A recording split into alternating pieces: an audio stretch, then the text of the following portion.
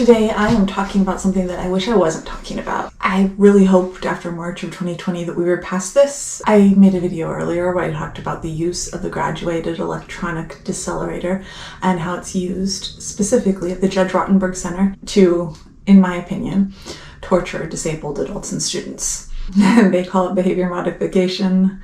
I strongly disagree. So today I'm going to be sharing my opinion with you on this. Sadie has some things to say too. She's going to share her opinion because she saw me watching a video about it this morning, and then we watched a bunch of videos about it, and she was pretty angry too. I think it is disgusting that these people are evil and they belong in jail. You don't just get to do it to someone just because their brain works differently. It's just evil. These people, they don't care about their students. They just care about the money they are getting to get paid for it. They say that they're doing it to help people. Yeah, well... I'm just giving you what they say.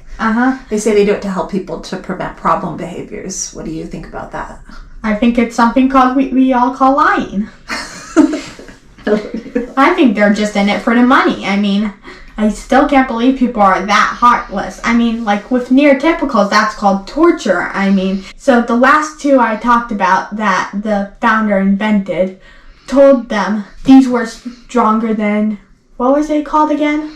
A cattle prod. They were 9 times stronger than a cattle prod. They were 9 times stronger than a cattle prod, which is used to shock cattle. This is why, and like the FDA, like it's legal now. What I just wanted to say is that this is extremely evil. These people belong in jail, and we need you to help. Mom's gonna put the links down below. The Graduated Electronic Decelerator was invented by Matthew Israel, and he invented it specifically for use with the students at the Judge Rottenberg Center. I think that the history of this is important. It helps explain how messed up this is, and apparently that needs some explanation. So originally they were using a different electric shock device at the center. This was called the self-injurious behavior inhibiting system. This particular device gave much smaller shocks than what the later GEDs ended up giving. So the self-injurious behavior device, we're going to call it SIBIS, S-I-B-I-S, because that's the acronym that's used for it, was already a controversial device. However, it delivered a weak skin shock that lasted for 0.2 seconds. So Dr. Israel went to the makers of the SIBIS, and he said that he needed something stronger because they had had one particular student who they had shocked 5,000 times in a day, and they still weren't seeing an end to whatever particular behaviors that they wanted to see with the student. So he wanted something stronger, something that would hurt more to be more of a painful deterrent. And I've seen an interview with him where he says it has to hurt. So anyone who says that it doesn't hurt is just wrong. I mean, the person who made it admits that it had to hurt, and it had to hurt badly enough to be a deterrent. So Dr. Israel went to Human Technologies, who created the SIBIS, and asked them to make something stronger. And they said, no way. Like, no, that's wrong.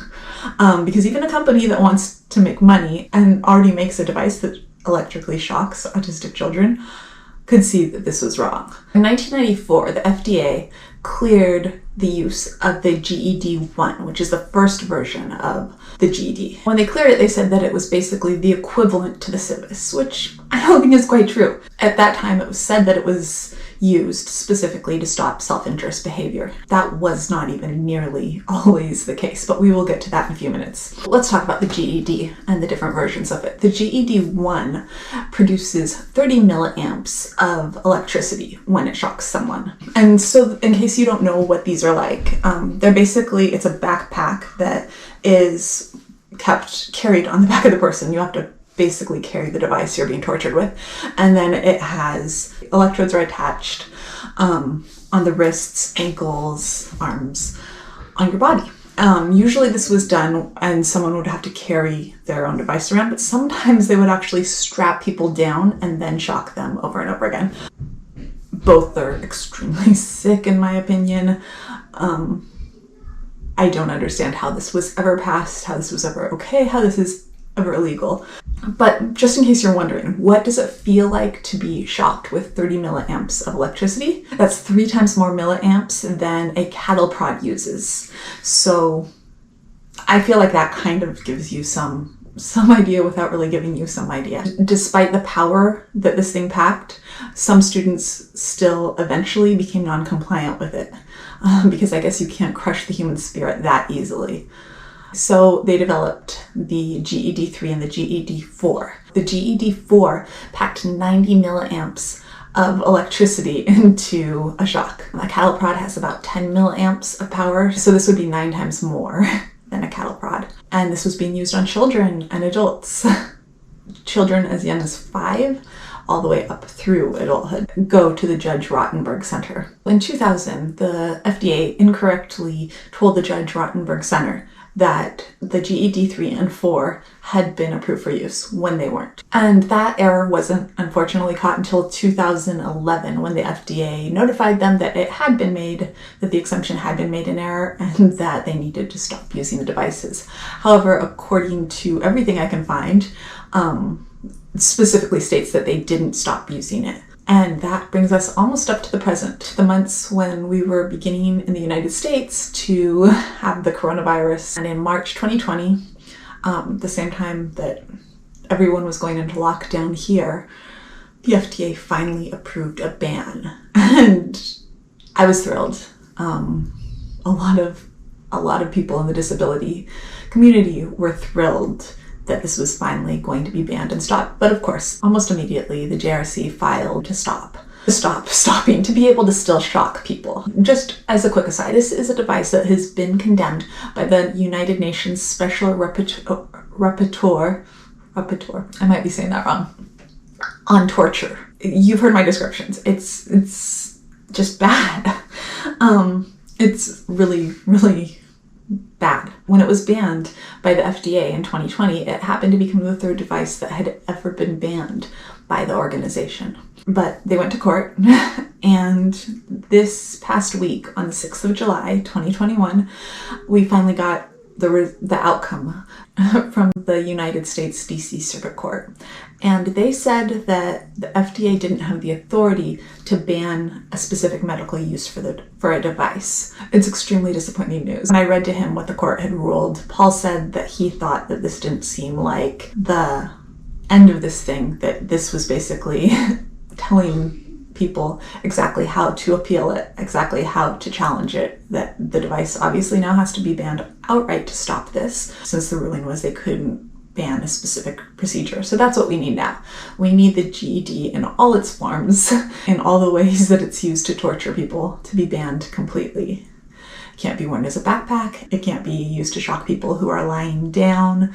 It can't be used at all. This system of behavioral modification is horrifyingly evil, in my opinion, and it needs to be gone. Let's get into a little bit more about why this is so bad. For anyone who's still on the fence and wondering, there are so many stories of how this has been used over the years at the center. All of them were disturbing. I haven't heard one person say like, oh yeah, this is a good thing, that has experienced it. I've heard parents say it, parents who are apparently so desperate that they're willing to have their children tortured.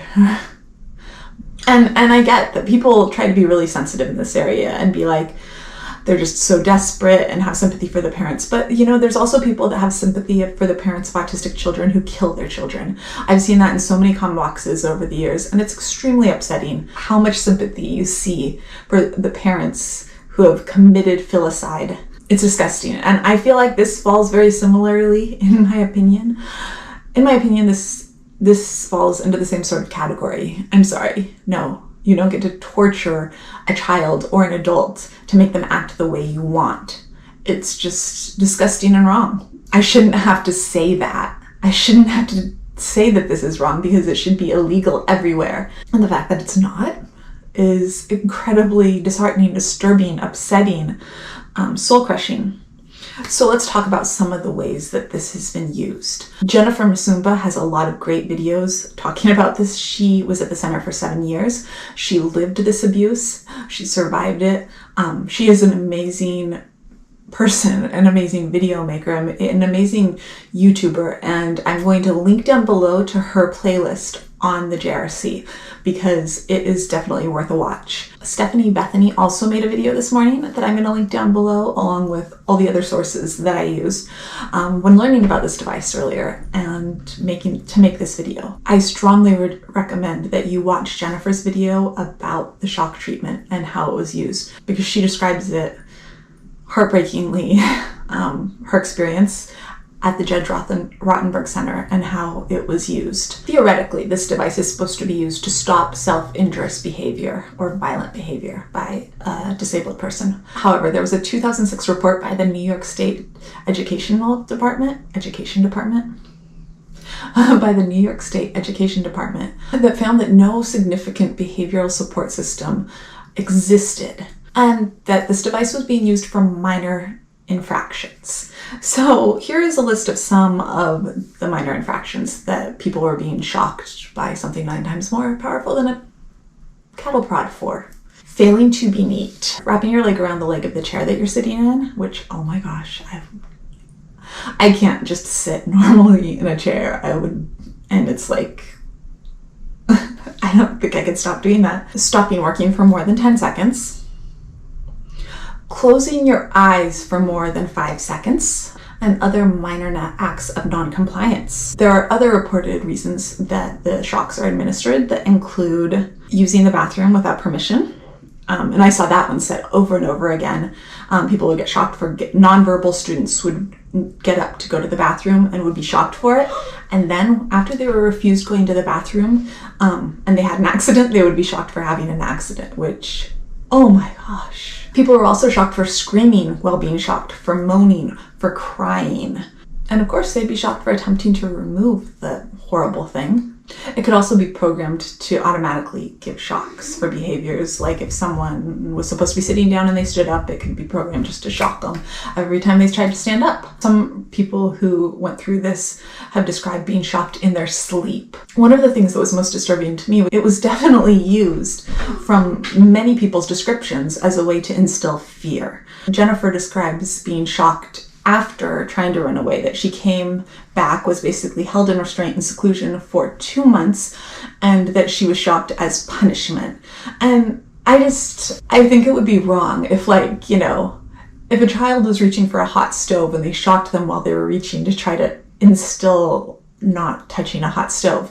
I would still think it was horrendously wrong, but at least I could understand the logic behind what they were doing. This is like doing it after, way after, and you take the kid into a room and then you shock them over and over again.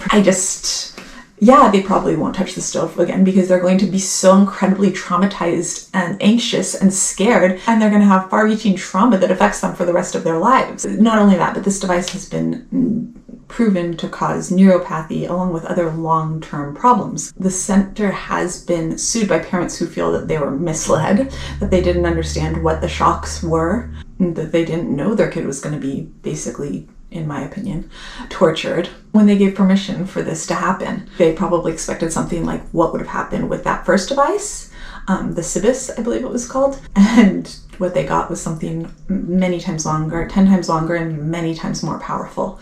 I wouldn't have agreed with the use of the Cibus, but it does seem absolutely less sadistic when compared with this. That Andre McCullen's case is a particularly shocking, and I didn't mean to make a pun with that, but is just a particularly horrible case about a student, Andre McCollins, who was 17 when he was being punished for not taking off his coat when he was told to. The punishment was to be strapped down on a board for 7 hours while he was shocked 31 times. His family says in the interview that I saw that he still has long-lasting damage from this today, which I can only imagine. Andre also had 3rd-degree burns on parts of his body from this treatment, which is one of the other things along with neuropathy. 3rd-degree burns, I was trying to find where I saw what the different harmful things that could happen from it were. His doctor also diagnosed him with acute stress disorder.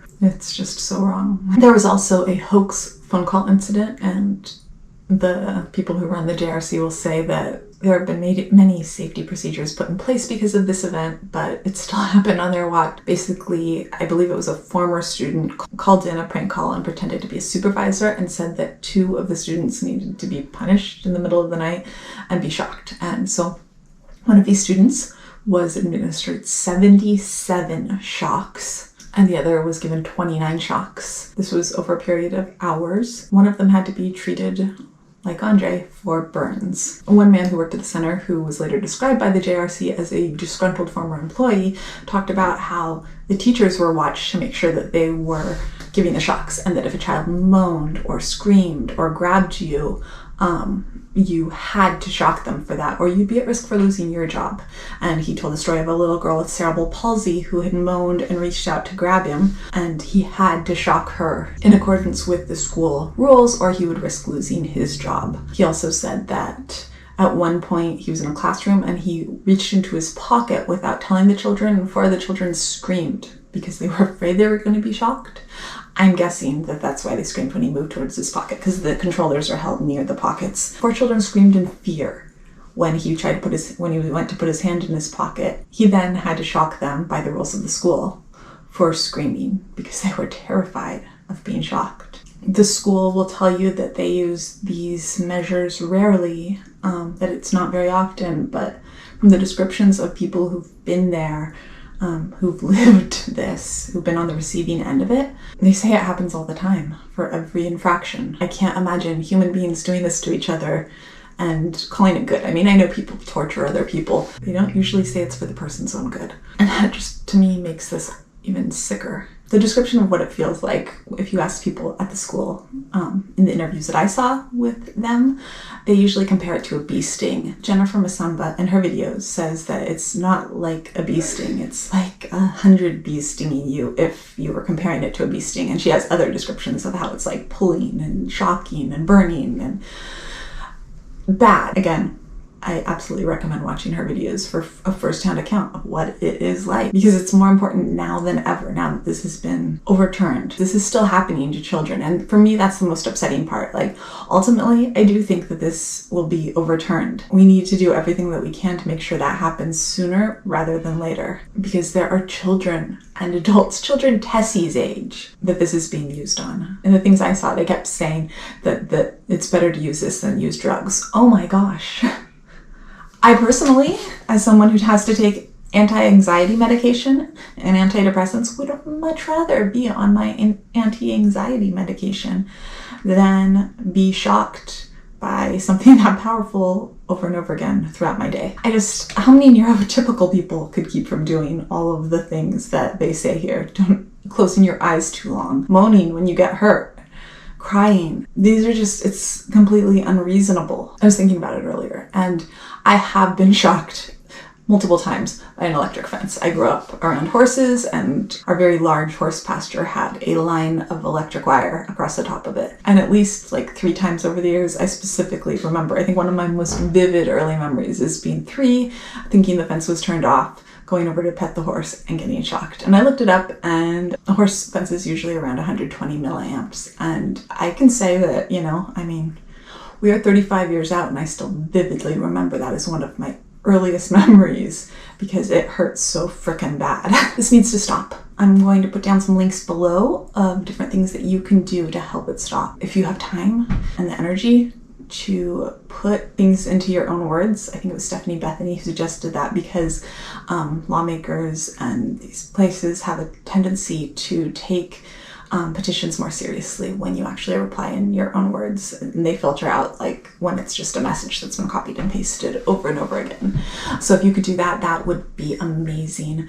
We need to end this, and we need to end it as soon as possible. That is it for today. I hope to someday be making a video telling you that we won and that this is over. Yeah. Bye.